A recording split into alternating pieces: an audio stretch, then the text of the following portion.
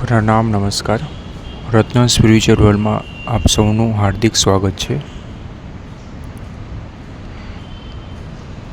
Navratri special episode જે છે હાલમાં ચાલી રહ્યો છે, તેની અંદર આપણે જે છે જાણ્યું કે દેવી પૂજન જે છે એ શા માટે કરવામાં આવે છે, તેનું શું મહત્ત્વ છે અને દેવી પૂજન માટે જે છે એ કઈ માલ સામગ્રીની જરૂર પડે છે. આજે બીજા એપિસોડમાં જાણીશું કે દેવી પૂજન જે છે એ કઈ રીતે કરવામાં આવે છે. તો આજનો આપણો વિષય છે #નવરાત્રિ #દેવી પૂજન. સૌથી પહેલાં જે છે એ આપણે તો અહીંયા સૌપ્રથમ જે છે આપણે બાજોટ લઈશું. બાજોટ ઉપર જે છે આપણે ગંગાજળ છાંટીશું. ત્યારબાદ જે છે એ આપણે તિલક કરીશું 5. સાથીઓ તમારે કરવો હોય તો સાથીઓ કરીશું. ત્યારબાદ જે છે આપણે સ્થાપન લાવ્યા છે લાલ કે લીલું, તે આપણે પાથરીશું. ફરીથી જે છે આપણે થોડા અક્ષત એટલે કે ચોખા જે છે એ આપણે નાખવાના છે. બરાબર છે.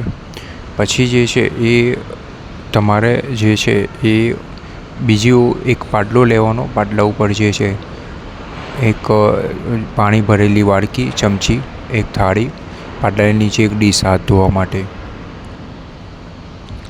હવે આપણે સૌપ્રથમ જે છે એ વિઘ્નહર્તા જે છે એ ગણેશજીની અહીંયા પૂજા કરીશું. તો તમારી પોતાની થાળીમાં જે છે એ ગણપતિનો ફોટો અથવા તો ગણેશજીની મૂર્તિ લેવી. બરાબર છે. ત્યારબાદ જે છે એ હવે જે છે આપણે ગણપતિને જે છે એ સૌથી પહેલાં જે છે એમનું આહ્વાન કરીશું, પ્રાર્થના કરીશું, બોલાવીશું. બરાબર છે. તો હાથમાં જે છે એ ફૂલ અને ચોખા જે છે એ લેવાના રહેશે.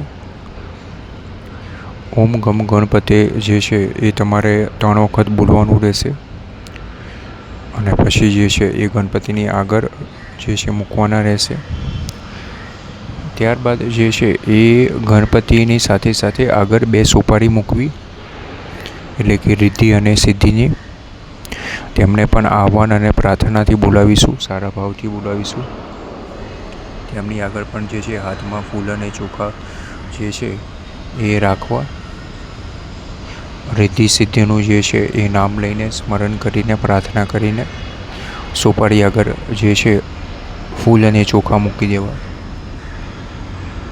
હવે જે છે એ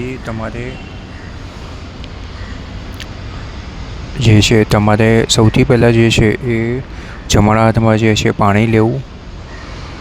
ત્યારબાદ થોડા ચોખા અને ફૂલના જે છે રાખવા. હવે તમે જે આ પૂજા કરી રહ્યા છો, તો પૂજા કરવા માટે જે છે અધિકાર પ્રાપ્ત કરવો પડે છે. બરાબર છે. પ્રાયશ્ચિત કરવું પડે છે. બરાબર. તો આને પ્રાયશ્ચિત સંકલ્પ તરીકે ઓળખવામાં આવે છે. તો અહીંયા જે છે એ તમારે પ્રાયશ્ચિત સંકલ્પમાંથી જે છે એ તમારે કરવા માટે ગાયને ઘાસ ખવડાવવું પડે છે.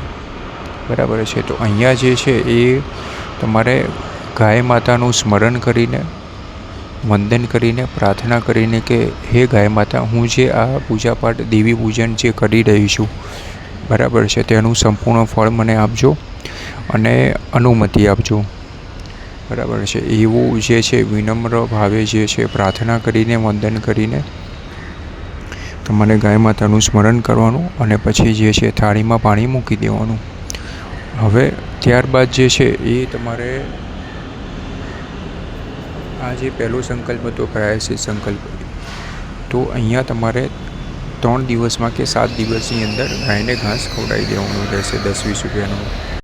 હવે અહીંયા બીજા નંબરનો સંકલ્પ આવશે, એટલે કે પ્રધાન સંકલ્પ, મુખ્ય સંકલ્પ જે છે. આ સંકલ્પ જે છે શેના માટે કે તમે જે દેવીનું તમારા ઘરમાં જે સ્થાપન કર્યું છે, તમે જે છે દેવી પૂજા કરી રહ્યા છો, તેના માટે જે છે અહીંયા મુખ્ય પ્રધાન સંકલ્પ જે છે તમારે કરવાનો છે. ફરીથી હાથમાં થોડુંક પાણી, 1 ચમચી પાણી અને ચોખા, ફૂલ થોડા રાખો. બરાબર છે. વિષ્ણુ ભગવાનને યાદ કરીને તમારા કુળદેવી તમારા કુળદેવી, તમારા કુળદેવતા, તમારા મનગમતા ગુરુ કે દેવી દેવતા, તમારા પિતૃદેવતા, પિતૃઓને જે છે યાદ કરવા. પછી તમારું પોતાનું નામ બોલવાનું, તમારું પોતાનું પૂરું નામ બોલવાનું, બરાબર છે. જે સોસાયટીમાં જે ફ્લેટમાં રહેતા હોય તે જગ્યાનું તમારે નામ બોલવાનું, બરાબર છે. સહકુટુંબનું તમારે નામ બોલવાનું અને તમારે કહેવાનું કે આ જે હું દેવી સ્થાપન અને પૂજા કરી રહી છું આનું સંપૂર્ણ ફળ મને અને મારા કુટુંબને આપજો.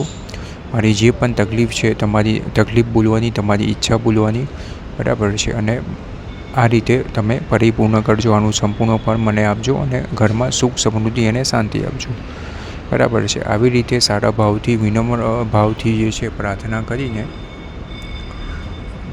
કરવી અને તમારે છેલ્લે જે છે એ પ્રાર્થના પૂરી થયા બાદ, સંકલ્પ પૂરો થયા બાદ પાણી જે છે એ તમારે થાળીમાં છોડી દેવાનું છે.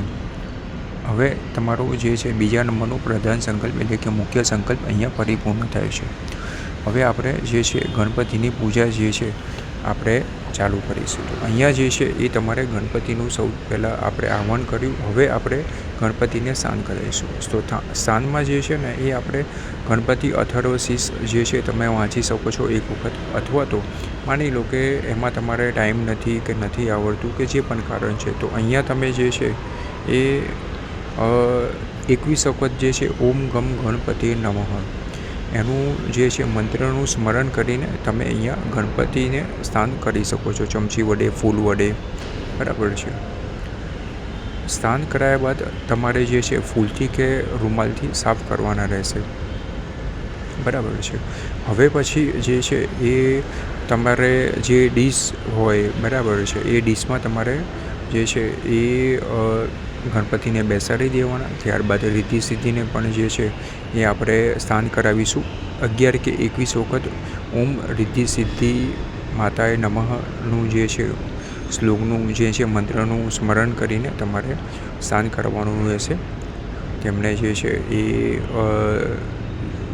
જે છે ચોખ્ખા રૂમાલથી સાફ કરીને જે છે ગણપતિની આગળ રિદ્ધિ સિદ્ધિને મૂકી દેવાના રહેશે, બરાબર. ત્યારબાદ જે છે ચંદનના તિલક કરવા, કંકુના તિલક કરવા, ચોખા ચડાવી દેવા, ફૂલ ચડાવી દેવા, બરાબર છે. અબીલ ગુલાલ કંકુ સિંદૂર હળદર આટલી વસ્તુ તમારે ચડાવી દેવાની, બરાબર છે. ત્યારબાદ જે છે એ તમારે શક્ય હોય તો દક્ષિણા તમારે મૂકી દેવાની. ત્યારબાદ જે છે અગરબત્તી કે ગૂગલનું ધૂપ આપી દેવું, બરાબર છે. ત્યારબાદ જે છે એ ગણપતિની જે છે આરતી અથવા તો જે છે ગણપતિનું જે છે એ આપણે આરતી જે છે 11 વખત બોલીને તમે આરતી આપવાની રહેશે. ત્યારબાદ જે છે ભોગ પ્રસાદ તમારે ચડાવી દેવાનું. આ થયું ગણપતિનું જે છે સાદગીભર્યું પૂજન. હવે બીજા નંબરમાં જે છે આપણે કુળદેવીનું પૂજન કરીશું, બરાબર છે. તો અહીંયા જે છે એ બીજા નંબરમાં તમારે તમારી પોતાની થાળીમાં ફોટો અથવા તો મૂર્તિ મૂકવી. જે પ્રમાણે આપણે ગણપતિનું પૂજન કર્યું છે એ જ પ્રમાણે તમારે માતાજીનું પૂજન કરવાનું છે, બરાબર છે. તો અહીંયા જે છે એ સૌથી પહેલાં માતાજીનું કુળદેવીનું આહ્વાન કરીશું, બરાબર છે. તેમને પ્રણામ નમસ્કાર કરીશું, તેમને યાદ કરીશું. હાથમાં ફૂલ અને ચોખા લઈને ફોટાની આગળ જે છે ફૂલ અને ચોખા પધરાવી દઈશું. ત્યારબાદ જે છે આપણે અભિષેક કરીશું. તો ગણપતિના જે છે એ આપણે જે 24 જે નામ છે, 24 મંત્ર જે છે એ મંત્ર દ્વારા જે છે તમે માતાજીનો કુળદેવીનો અભિષેક કરી શકો છો. અથવા તો માની લો કે તમારી કુળદેવી આશાપુરા છે, તો ઓમ શ્રી આશાપુરા માતાએ નમઃ. તમારી કુળદેવી જગદંબા છે એટલે કે અંબે માતા છે, તો ઓમ શ્રી અંબે માતાએ નમઃ 21 વખત જે છે મંત્રનો શ્લોક જે છે એ તમારે બોલીને તમારે જે છે સ્નાન કરાવવાનું રહેશે, અભિષેક કરવાનો રહેશે. અભિષેક કર્યા બાદ જે છે મૂર્તિ કે ફોટોને ચોખ્ખા રૂમાલથી સાફ કરી દેવા. જે છે તમારે એમને જે છે ડીશમાં કે તરભાણામાં બેસાડી દેવા. ત્યારબાદ જે છે કંકુનું અને ચંદનનું તિલક કરી દેવું, ચોખા ચડાવી દેવા, ફૂલ ચડાવી દેવા, હાર હોય તો હાર ચડાવી દેવો, બરાબર છે. શૃંગાર તમે લાવ્યા હોય તો એ તમારે સાડી કે શૃંગાર તમારે ચડાવી શકો છો, બરાબર છે. ત્યારબાદ જે છે ધૂપ એટલે કે અગરબત્તી કે ગૂગલનું ધૂપ આપી દેવું. બરાબર છે. દીવો પ્રગટાવી દેવો, બરાબર છે. અને ત્યારબાદ પ્રસાદ ચડાવી દેવો ફળ, બરાબર. હવે અંતિમ જે તમારી પૂજા જે છે એ તમારી કળશ પૂજા છે. તો કળશ પૂજા જે છે એ તમારે સૌથી પહેલાં જે છે એ તમારા બાજોટ ઉપર જે છે આપણે તમારા જમણા હાથે ગણપતિ, એના પછી માતાજી અને એના પછી કળશ સ્થાપન આવશે, બરાબર છે. તો અહીંયા જે છે એ તમારે સૌથી પહેલાં તમારા ડાબા હાથે આવશે કળશ પૂજન, બરાબર છે. એટલે તમારે ત્યાં થોડા ઘઉંની ઢગલી કરી દેવી. હવે તમારા પોતાની થાળીમાં જે છે એ તાંબાનો લોટો અડધો ભરવાનો અને એ થાળીમાં મૂકવાનો. તાંબાને નાના છરી બાંધી દેવી. 4 બાજુ પૂર્વ, પશ્ચિમ, ઉત્તર, દક્ષિણ 4 બાજુ કંકુના તિલક કરી દેવા. અંદર જે છે તમારે કંકુના છાંટા નાખી દેવા સૌ પ્રથમ, બરાબર છે. ત્યારબાદ જે છે ચોખા નાખી દેવા, ફૂલ નાખી દેવા, બરાબર છે. 1 સોપારી અને 1 રૂપિયો કે 2 રૂપિયાનો સિક્કો લોટામાં નાખી દેવો. ત્યારબાદ જે છે 5 કપૂરી પાનને ગૂંથવી દેવા. અને ત્યારબાદ જે છે શ્રીફળને જે છે એ નાના છરી બાંધીને 5 ચાલા કે 1 ચાલું કરીને તમારે જે છે એ લોટામાં તમારે સ્થાપિત કરી દેવું, બરાબર. કળશમાં તમારે સ્થાપિત કરી દેવું. હવે તમારે જે છે તેની ઉપર અબીલ, ગુલાલ, સિંદૂર અને હળદર આટલું જ આનો છંટકાવ કરી દેવો. ફૂલ ચડાવી દેવો, હાર હોય તો હાર ચડાવી દેવો, બરાબર છે. અને તમારે 21 વખત જે છે તમારે કુળદેવીનું સ્મરણ કરીને, બરાબર છે, અથવા તો દેવીનો જે મંત્ર છે, યા દેવી સર્વભૂતેષુ લક્ષ્મી રૂપેણ સંસ્થિતા નમસ્તસ્ય નમસ્તસ્ય નમસ્તસ્ય નમો નમઃ. યા દેવી સર્વભૂતેષુ શક્તિ રૂપેણ સંસ્થિતા નમસ્તસ્ય નમસ્તસ્ય નમસ્તસ્ય નમો નમઃ. આ મંત્રનું જે છે એ મંત્ર બોલીને તમારે જે છે કળશ જે છે 21 વખત બોલ્યા બાદ પછી તમારું કળશ જે છે એ તમારે કપાળે લગાવી દેવો. કપાળે લગાવો ત્યારે તમારી જે પણ તકલીફ હોય, ઈચ્છા હોય, તમારી પીડા હોય, બરાબર છે, એ તમારે બોલીને તમારી કુળદેવીને પ્રાર્થના નમસ્કાર કરીને તમારે આપણે જે ઘઉંની ઢગલી કરી છે ત્યાં તમારે સરખી રીતે મૂકી દેવું, બરાબર છે. ફરીથી એ કળશને ધૂપ આપી દો, દીપ આપી દો અને પ્રસાદ ચડાવી દો. છેલ્લે તમારે જે છે માતાજીની કે કુળદેવીની તમારી આરતી કરીને અહીંયા તમારે જે છે આરતી કરી લેવી, પ્રસાદ ચડાવી દેવો. બીજો તમારામાં જો લાપસી હોય તો લાપસી, શીરો તમારે જે કરવું હોય એ તમે પ્રસાદ તરીકે જે છે ચડાવી શકો છો. અંતમાં તમારે ભોગ એટલે કે પૂજન તમારે માતાજીને જે છે ચડાવવાનું રહેશે. અહીંયા જે છે તમારે તમારી જે પૂજા છે, સ્થાપન છે એ અહીંયા પરિપૂર્ણ થાય છે, બરાબર છે. અહીંયા હવે મેં તમને જે આ સ્થાપન વિધિ મેં તમને સમજાવી કે પૂજા વિધિ મેં તમને જે સમજાવી એ ખૂબ જ શોર્ટમાં ટૂંકાણમાં મેં તમને સમજાવી, બરાબર. અહીંયા કોઈ એવું શાસ્ત્રોક્ત વેદોક્ત કોઈ મંત્ર જાપ કે મંત્ર દ્વારા એવું કોઈ મેં તમને સમજાવ્યું નથી. આ પૂજા એવી મેં તમને સમજાવી કે જે કોઈ પણ કરી શકે છે, બરાબર છે. અહીંયા આજનો આપણો વિષય હતો દેવી સ્થાપન #દેવી સ્થાપન # જે છે નવરાત્રિ.